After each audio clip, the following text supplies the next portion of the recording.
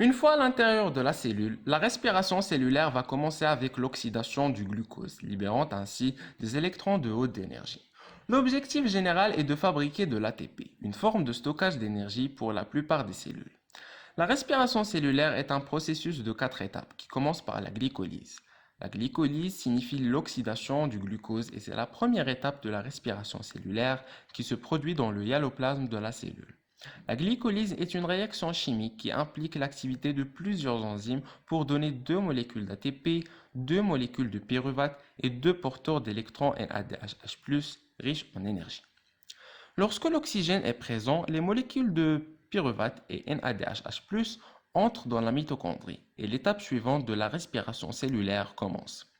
Cette étape implique le mouvement du pyruvate dans la mitochondrie, où l'oxydation de chaque molécule de pyruvate est convertie en un composé appelé acétylcoenzyme A.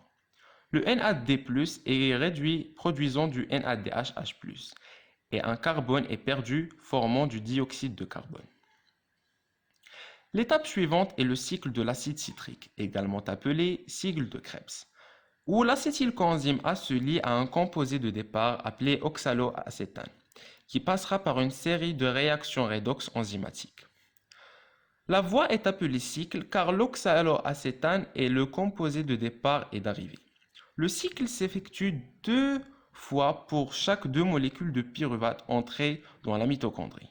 Pendant l'oxydation de l'acide pyruvique, dans le cycle de Krebs, un total de 8 NADH+, 2 FAD2, 2 ATP et 6 CO2 sont produits pour chaque molécule de glucose.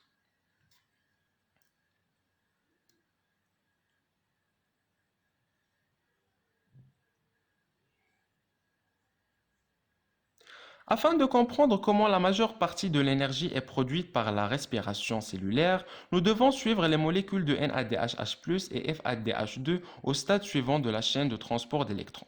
La chaîne de transport d'électrons ou chaîne respiratoire est une série de transporteurs liés à la membrane de la mitochondrie, qui transmettent des électrons l'un à l'autre. Les électrons sont transférés entre les protéines de la cellule. Les protéines de la chaîne pompent les ions H+, à travers la membrane interne. Lorsque les ions hydrogène retournent à la matrice à travers la sphère pédonculée, l'ATP est synthétisé grâce à l'enzyme ATP synthase. L'oxygène est le dernier accepteur d'électrons. Ensuite, l'oxygène est réduit pour former de l'eau, un produit de la chaîne respiratoire.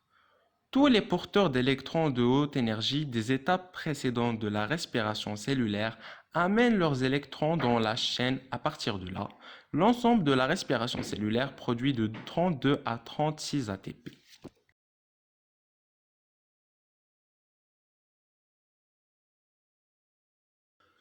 En résumé, nous avons vu comment les 4 étapes de la respiration cellulaire sont responsables de la conversion de l'énergie trouvée dans la molécule du glucose en ATP, la batterie d'énergie de la cellule.